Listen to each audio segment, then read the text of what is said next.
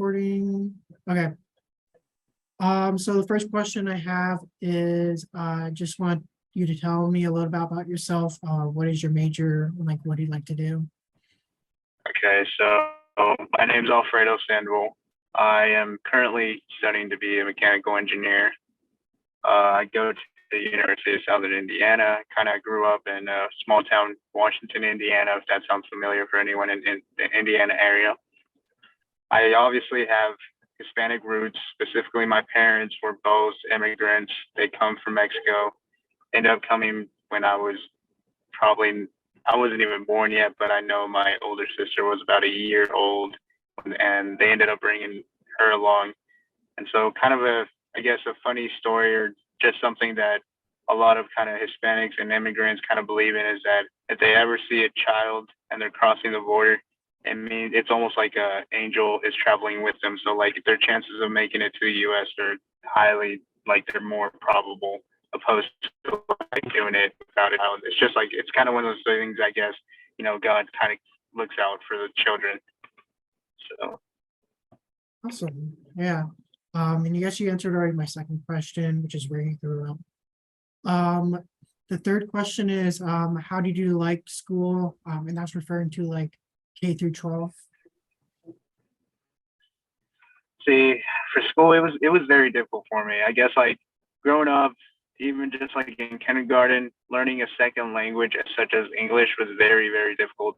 I probably didn't master, or even now, sometimes I feel like I struggle to speak English as properly as others, but I didn't master it like according to the standards, I guess, of Mm. passing a test. I didn't master until I was probably in middle school, towards the end of middle school. So that kind of like spoke a lot about how difficult it was learning a second language, because I was so accustomed to kind of having to speak English in school and like not fall back, and also retain a lot of material. But then I would have to like come back home. Can you hear me? Yeah. All right. I just wanted to make sure you were kind of cutting out. But coming back home, then I would have to immediately start speaking Spanish, because like in our household, like Spanish is the only way to communicate to my parents and my grandma who lived with us. So that was very, very difficult. Um, Also, I guess like maybe it was just me, but I didn't really hear much from like my other Hispanic friends. But growing up, I definitely did see a lot of racism around me, like especially specifically around like when I was out with my parents in public. And I think there was one specific story which I kind of understand the frustration of other people. And we had a pet, and we had him in like the back of our like kind of pickup truck, and we didn't realize that he kind of hopped off. So we didn't go too far, because obviously people were kind of yelling at my father for it. But I didn't see a problem with them kind of like getting agitated about that situation.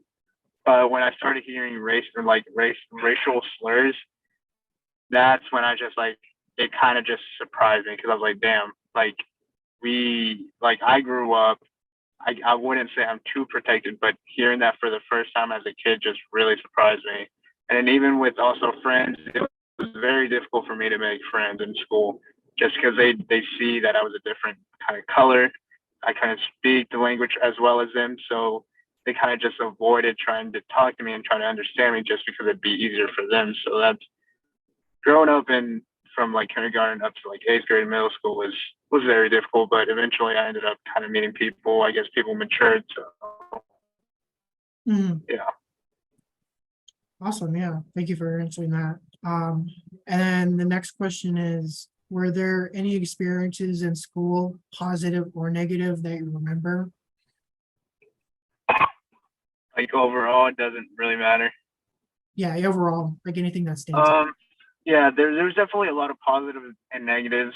It was definitely balanced, but for the most part, I guess the more older I got, the more I realized that there was definitely a lot of adults out there that were willing to help out and kind of help me out with my English, and just keep like a lookout, almost be like a second parent to me in school. Even in high school, that kind of like that was the thing that I also saw.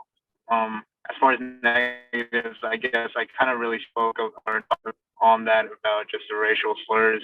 Yeah. I mean, it's just I guess a lot of positive was just like feeling that in school, I guess at times when I would kind of hear these racial slurs being thrown sometimes, I'd feel comfortable enough to speak to teachers and just know that they were there and kind of looking out for me.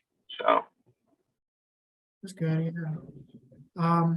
And then the next question is, were there any barriers that you experienced going to college? ooh, yes, yes, there definitely was a lot of just like what I felt like were barriers that I wouldn't be able to overcome. One of those being, I guess, my English, because even after I mastered it in middle school and high school, I felt like there were sometimes words that I wouldn't know, and I'd kind of like in the free time that we were given, and when we were given like Chromebooks, I would take the time to kind of look up the word to kind of see what it meant and see like how I can use it, because that was definitely a big barrier. Just like certain words that they'd use that you kind of like if you grew up in America, you were expected to kind of know them, and I obviously didn't know them, so that was a struggle.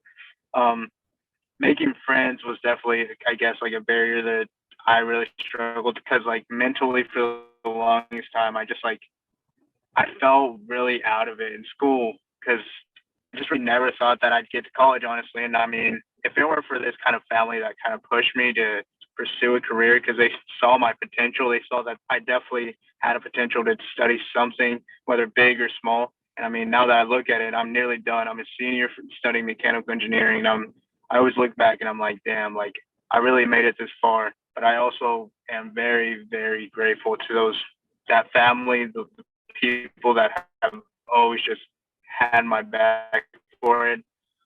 I mean, and I guess there's just a lot of mirrors. Financially, I didn't think I'd get through with it because it was so difficult since my parents were immigrants for me to kind of get much of financial help. But I ended up getting some financial help, so that was a good thing. I always knew that I could work my way through, but I never, I didn't have like a good set plan as to like how I would pay fully for college. But I'm working it out now, and now that I'm like a senior, I'm just like, geez, like if I can do it, I kind of like in a way I kind of want to get my story out there for other people just so they know they're not alone. Like they can do it if they want to. It's going to take a lot of hard work, just doing a lot of research into like colleges just so you can be at the place you are. So yeah. Awesome. Yeah, thank you for sharing. I guess the next question is, what has been the most challenging situation you have experienced regarding diversity in education? I think it's just the way some professors look at me. Because, yeah, if I'm going to be 100% honest, there's sometimes classes I go to and certain professors that I just like, I'll walk into the class and it's like they know that I have kind of a Latino background. So it almost like, and it almost feels like immediately they start to treat you differently as to someone who was born in America, like an American kid. And that was like something big. And I was like, I'm pretty sure this is not how it should feel in college. Like certain classes, like everyone should kind of be treated equally or as equal. And that was probably one of the biggest things. It's just like, it shocked me seeing that there were certain professors that definitely would treat you differently just because of like how you look and how you kind of like what they would assume your background is. Because I guess they would kind of confuse me with being like a Panamanian, but regardless, like they would think that my English isn't that well. And so it's just, yeah, that's just something that I just noticed and it just shocked me. It like really, really shook me. And those classes kind of changed the way they would think about Latinos in general. So that's a very good thing. So yeah, I think that's probably be the big adversity that I kind of like had to conquer in college for sure. Yeah. And I didn't know like professors. Yeah, it's just like it surprised me too, man. It surprised me too. Because usually like you think like, oh, like usually it's more public school where like teachers kind of have like that disparity towards people of color. And you wouldn't think like in college, like, oh, because like it's a higher institution, like these people know better than. Yeah, that's exactly what I thought. Like that was my first thought. I was like, you would expect since like it's a higher education, like that stuff wouldn't happen. But when it did, like I noticed it, I was just like, okay, like that is very hard to take in, but it's not like I'm not gonna let it stop me, I guess. Mhm. Awesome, yeah. The next question is, do you feel that USI is more diverse or less diverse than your K-12 experience? Ooh, I'd say it's very diverse. I mean, I really don't go out much on campus, so I can't really see. But from what I've seen, like going to classes and sometimes just eating at the loft and just kind of being at like on campus at times and kind of being able to look around and seeing all these different type of people, like international students and people who kind of grew up in America. I'd say for the most part, it's diverse, but I guess from being like since I transferred from ISU, Mhm. it's like the diversity is definitely probably a lot smaller, but now that I'm a senior, like it's kind of expanding. So I wouldn't say it's not like there isn't diversity at USI. There definitely is. And I mean, when I went out for, I don't know if it was the club fair, like you know what I'm talking about. Yeah, like the like on the Yeah, court, whatever. yeah. Then I definitely noticed that there was a lot more kind of clubs that brought international students, Latinos, and then just like clubs specifically too that just like were a diverse type of club. And I was like, okay, like I really enjoy this. Like I could probably join this. So yeah, for the most part, I'd say USI is definitely diverse. It's like getting to a point where people are noticing it more, I guess. Yeah, and I definitely noticed that it's changed since my freshman year. Like there's definitely more Yeah, activities for non-white students and stuff, and it's definitely that's a good thing.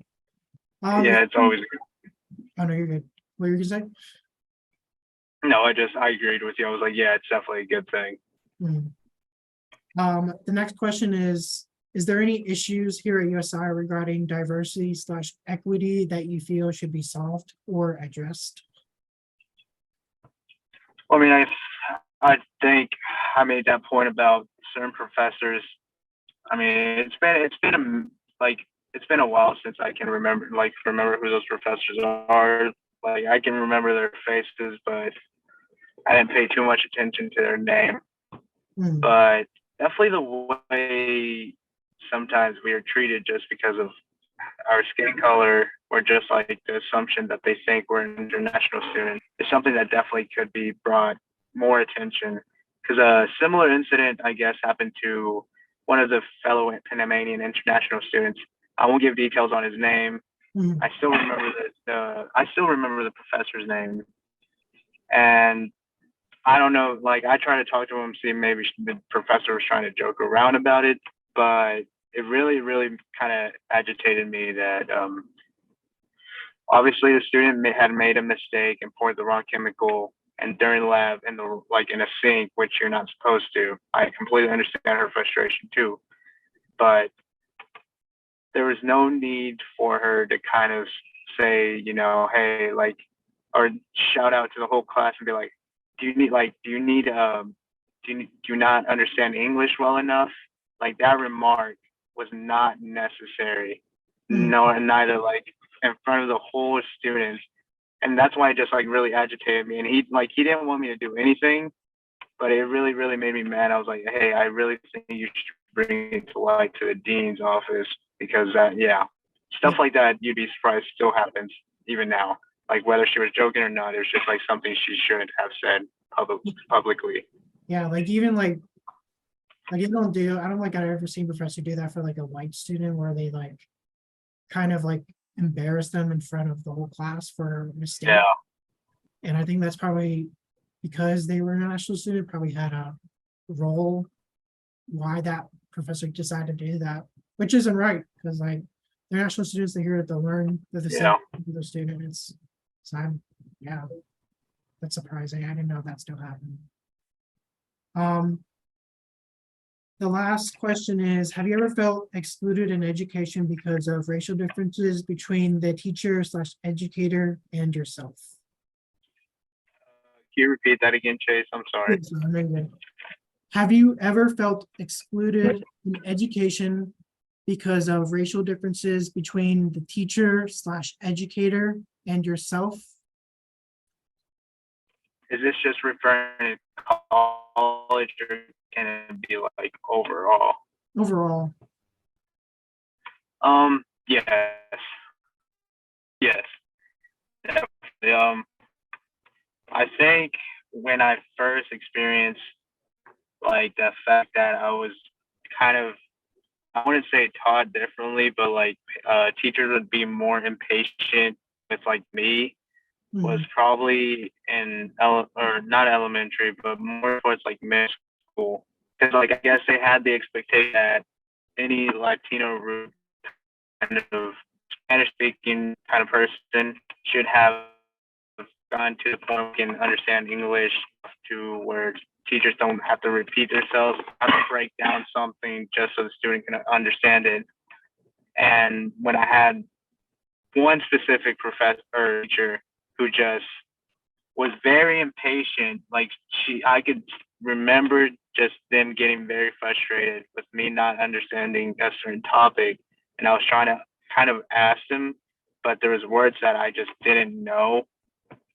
Yeah, it's just like it was something that just yeah kind of still stuck with me. So I try to like I guess it's kind of why I shied away from trying to ask questions even now in college, because I feel like that experience kind of embarrassed me to the point where I just like don't want to feel that embarrassment again. And I mean, in college, like I stated earlier, there were a few professors that I've had in school.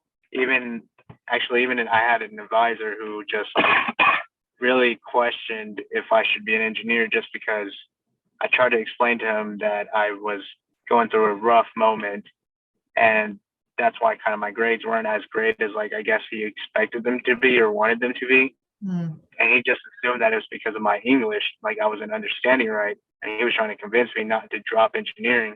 And I was just like, it just like agitated me, because it's like we're all human, you know. There's times where people just kind of have their like life gets in the way.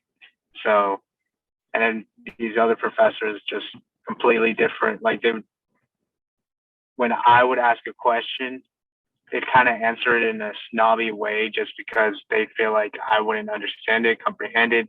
Or I'd even ask just very simple questions and maybe they felt like, oh, like that's a stupid question. Like, why would you ask that? And yeah, there's times. I guess that's why I also just kind of really shied away from asking questions in class.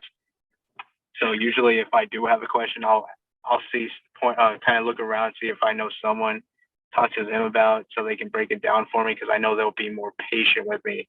mm. So yeah, yeah, Yeah, I'm sorry that happens, Mr. Um, and and I have like a follow-up, like a secondary to that. This says, regarding those experiences, what do you think the teacher slash educator should have done to help you as a student feel more included in the classroom? I don't know if you have any thoughts, but I mean, I think one thing is just like being patient and understanding about it. mm, Like, you have to. I mean, I understand that at a level that this level of education that we're at, I completely understand that maybe there's things that we should know, but just being patient and kind of trying to hear us out and understand our kind of background, why maybe we're not at the kind of standards they expect us to be, would be definitely helpful, as opposed to just like being very snobby about the situation, just like being impatient to the point where they just like would kind of throw any answer to just kind of divert you away.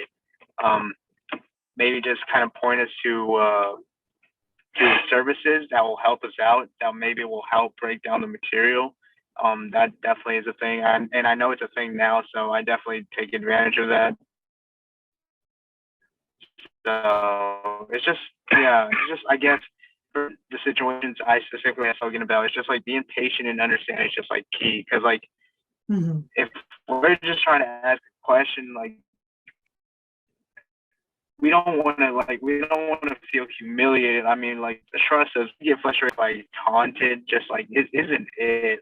Like it just makes us feel even worse about ourselves. Yeah, yeah, and I'm glad that you're able to use resources now to help with that stuff. But they should be kinder, I guess, more patient, especially for students who don't speak English as well as other students, because they may have trouble understanding in class and stuff. But yeah, that's all the questions I have. So on the recording here.